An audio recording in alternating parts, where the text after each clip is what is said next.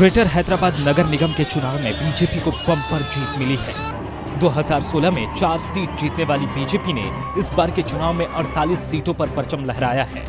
TRS 55 सीटों के साथ सबसे बड़ी पार्टी बनी, लेकिन सबसे ज्यादा नुकसान टीआरएस को हुआ है। हालांकि इस चुनाव के बीच एक शख्स की सबसे ज्यादा चर्चा हो रही है।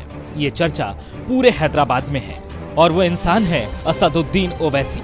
ओवैसी की पार्टी AIMIM 44 सीटों पर जीत दर्ज कर यह जता चुकी है कि हैदराबाद में उनकी चमक अभी भी बरकरार है और जो लोग दावा कर रहे थे कि ओवैसी की पार्टी की छवि अब धूमिल हो गई है, वो गलत साबित हुए हैं। ऑल इंडिया मजलिस-ए-इत्तेहादुल मुस्लिमीन लगभग 80 वर्ष पुराना संगठन है, जिसकी शुरुआत एक धार्मिक और सामाजिक संस्था के रूप में हुई थी। लेकिन मौजूदा समय में वो हैदराबाद की एक ऐसी राजनीतिक शक्ति बन गई है जिसके मुखिया असदुद्दीन ओवैसी को पूरे देश में एक तेज तर्रार, विवादित और तार्किक बात करने वाला सांसद के रूप में जाना जाता है। हैदराबाद लोकसभा सीट पर ओवैसी परिवार की सियासी जड़ें आज से नहीं बल्कि पहले से मजबूत रही हैं। आजादी से अब तक हुए 16 बार लोकसभा चुनाव में 6 बार उनके पिता सुल्तान सलाउद्दीन ओवैसी ने जीत दर्ज की है और 4 बार खुद असदुद्दीन ओवैसी जीत दर्ज कर चुके हैं। हैदराबाद सीट पर 1984 से ओवैसी परिवार का जीत का सिलसिला जो शुरू हुआ वो लगातार जारी है। ये आंकड़े इतना बताने के लिए काफी हैं कि हैदराबाद में असदुद्दीन ओवैसी और उनके परिवार का कैसा जलवा रहा है। 13 मई 1969 को हैदराबाद में जन्मे असदुद्दीन ओवैसी की गिनती मोदी के सबसे बड़े आलोचकों के रूप में होती है।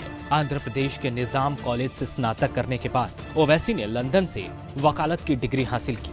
किसी भी मुद्दे पर बेबाकी से बोलना उन्हें अन्य राजनीतिज्ञों से अलग करता है। 2008 से ऑल इंडिया मजलिस-ए-इत्तेहादुल मुस्लिमीन के वे अध्यक्ष बने हुए हैं। 1994 में चार मीनार विधानसभा सीट से चुनाव जीतकर राजनीति में उन्होंने एंट्री ली थी। 1994 से 2000 के मध्य ओवैसी 2 बार आंध्र प्रदेश से राज्यसभा के सदस्य रह चुके हैं। 2004 में पहली बार हैदराबाद लोकसभा सीट से सांसद बने और आज भी चौथी बार देश की संसद में बेबाकी से बोल रहे हैं। ओवैसी और उनकी पार्टी की राजनीति अल्पसंख्यकों के इर्द गिर्द घूमती रही है। हाल के दिनों में देश के विभिन्न हिस्सों में उन्होंने सक्रियता बढ़ाई है। इसका फायदा भी उन्हें मिला। महाराष्ट्र, बिहार जैसे राज्यों में उनके विधायक बने। राजनीति में बिना शक ओवैसी एक राष्ट्रीय स्तर के नेता बन चुके हैं। अब वही काम वो अपनी पार्टी के लिए कर रहे हैं। हैदराबाद से अपनी पार्टी को निकालकर वो पूरे देश में इसका प्रसार कर रहे हैं। 2009 के चुनाव में AIMIM ने विधानसभा की 7 सीटें जीती, जो कि उसे अपने इतिहास में मिलने वाली सबसे ज्यादा सीटें थी।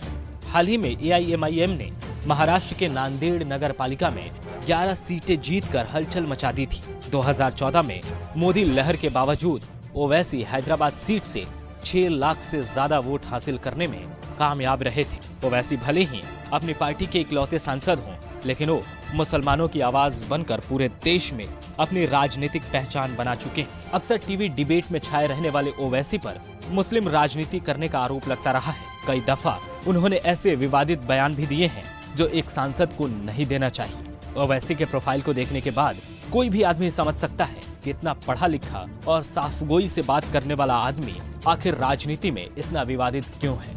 यही राजनीति है। ओवैसी को भी मालूम है कि वो अगर भड़काऊ भाषण नहीं देंगे तो उन्हें वोट नहीं मिलेगा। अपनी वोट की राजनीति और तमाम विवादों के बीच ओवैसी के पक्ष में अच्छी बात यह है कि आज वो भारतीय राजनीति में विपक्ष का एक मजबूत चेहरा बन चुके हैं। एक ऐसा चेहरा जो भले ही विवादित हो, पर उसे हर कोई सुनना चाहता है।